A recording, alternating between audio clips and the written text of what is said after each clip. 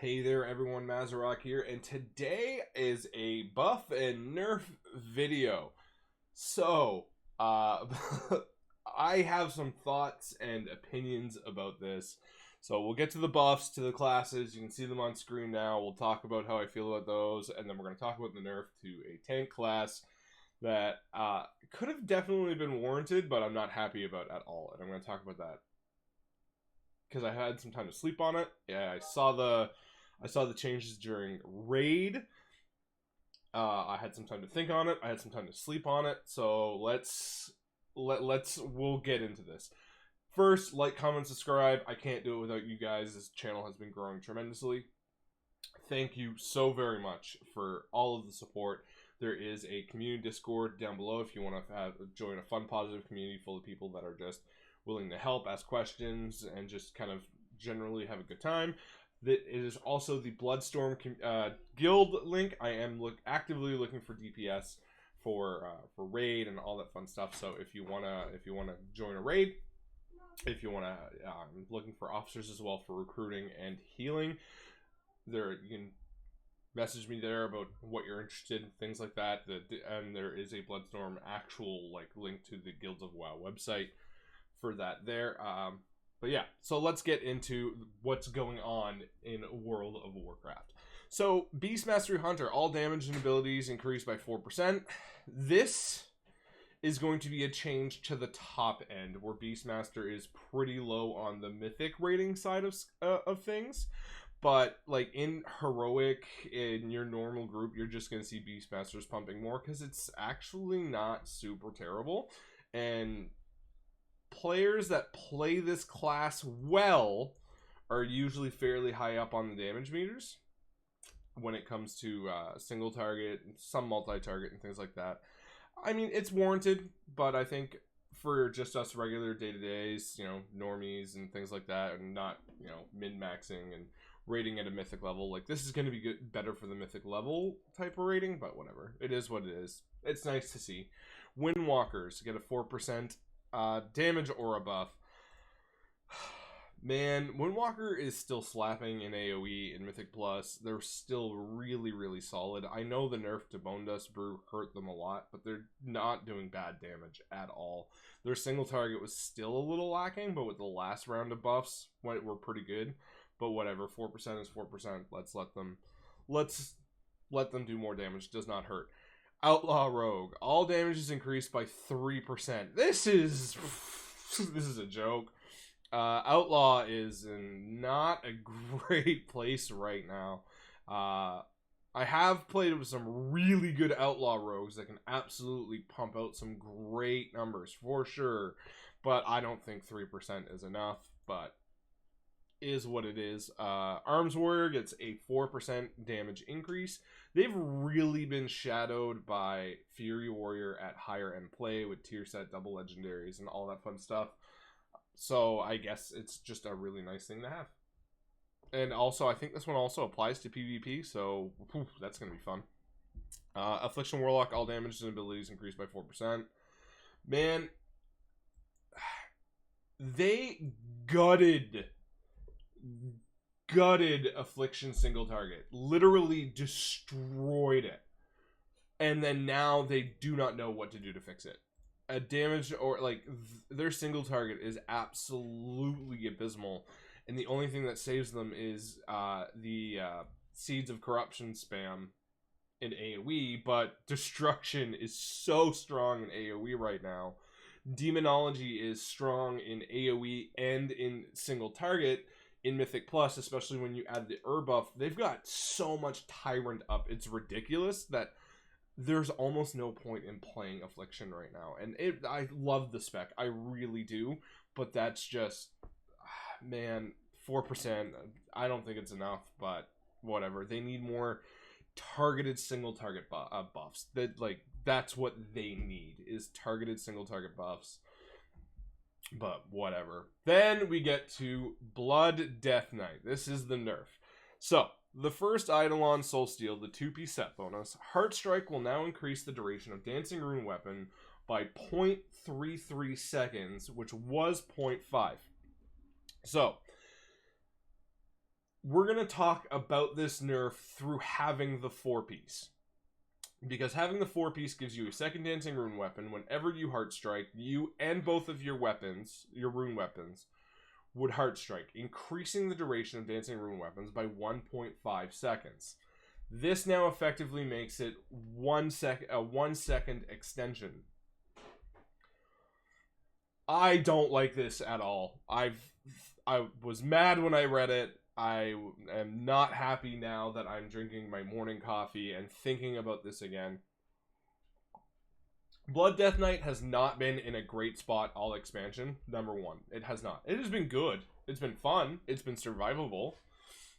It's been more than playable, absolutely for sure. But they have never been strong. And they are now strong. Very, very strong. To the point where, like, the last 2 weeks in the MDI has been really a blood DK meta. Like, that's what we've seen.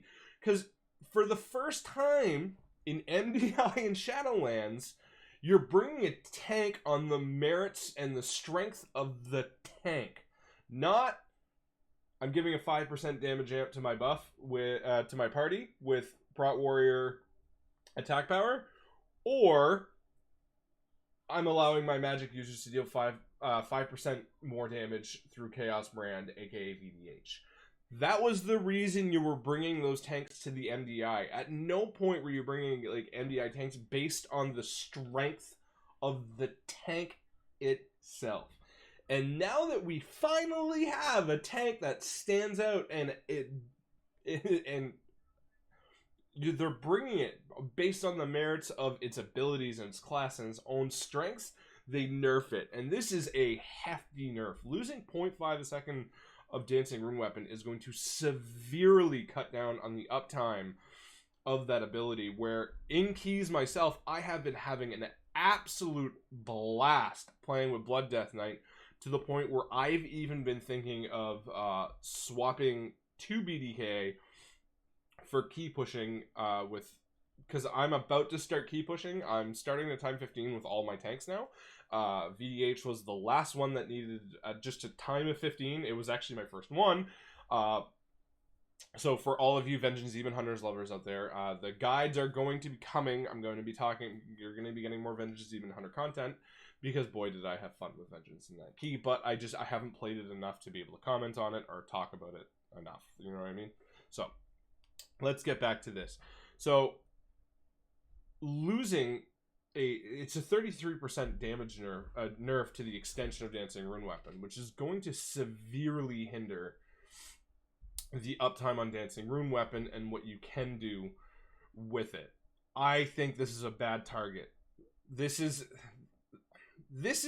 here, and the fallout to this here is the reason we have these aura buffs here. Because if they target a nerf, if they target a nerf or whatever, and it's something that's specifically targeted and they mess it up, there's going to be a lot of angry people, and this is why we get these types of aura buffs versus these types of targeted nerfs, because this is just bad. I don't like this at all. Personally, I don't think it was the extension of Dancing Rune Weapon which is really, really hurting it. I don't think so anyway. You're still going to be able to get a lot of Dancing Rune Weapon, but if, number one, Blood Death Knight is already a punishing class to play, spec to play. If you very technical, and if you mess it up, you're kind of up poop creek without a paddle. This is going to hurt that even more. If you screw up a Heart Strike rotation or anything like that, trying to extend your Dancing Rune Weapon to have it up for the full pack or anything like that, then you're just going to lose it, and then you're going to start doing dog water DPS and things like that. The strength of the extension of Dancing Rune Weapon is really a big core part of what's making it such a strong tank this season. So I don't like this at all personally. I'm not disagreeing. I'm not saying that BDK did not need to get a nerf. I am not, because the synergy between Crimson Rune Weapon, the 4-piece, and everything is making it an incredibly strong tank. I agree. But they're finally in a good place. They're finally in a great place, but they're also not like super S tier. Yes, MDI is basically a blood tank meta, but you cannot take the MDI into what live key pushing is. You cannot. Because if you look at the top tanks in the world right now, I looked at it yesterday. It is Vengeance Demon Hunter. It is Blood DK. It is Brewmaster for the first 39 slots. And then you finally get a Warrior and I think it was a Baron 44 the last time I seen it. But it is a healthy dose of different kind of tanks. And even at that, Blood Death Knight isn't even the #1 tank in the world right now. It's a Vengeance Demon Hunter.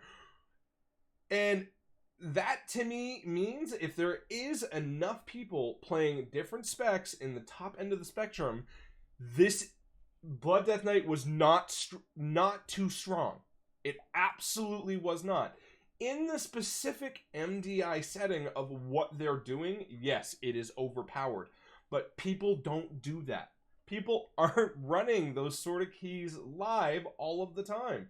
A small percentage is. And for the normal player base that is pushing keys and working their way up that way, this is not enough. And this is going to kill Blood Death Knight in much higher keys, especially when you start talking 25, 26, 27s, and, you know, and above. They're just going to get wrecked where other tanks can more easily survive. Personally, I think you should have buffed other tanks to be up and come up to this level, because I personally think BDK was in an excellent spot. It was super fun to play, very survivable, lots of fun, lots of damage. But at the end of the day, like, if I'm looking at my mist runs on my Paladin, I'm pulling 11 to 12k DPS on my Paladin in a regular 15 mist run with my friends or pugging or whatever going on. If I bring my BDK, I'm around 10k. Just because I don't have the mobs to be able to extend the Dancing Rune weapon as crazy as you need to be able to gain the crazy strength buffs that you need to.